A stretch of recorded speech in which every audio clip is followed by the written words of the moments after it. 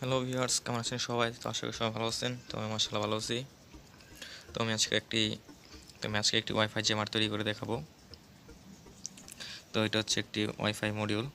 তো এটার মডেল হচ্ছে গিয়া ESP8266।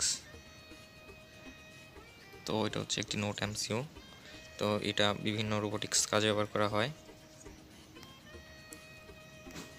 এটাতে বিভিন্ন রোবট এবং বিভিন্ন প্রোগ্রাম করে এটা পরিচালনা করা হয়।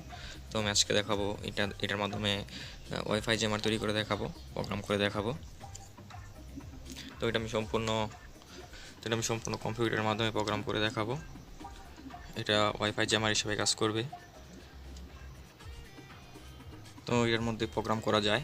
তো আপনি আপনার ইচ্ছা মতো প্রোগ্রাম করে নিতে পারবেন। তো আমি আজকে যে প্রোগ্রামটি করে দেখাবো সেটা হচ্ছে, ধরুন আপনি কার ওয়াইফাই পাসওয়ার্ড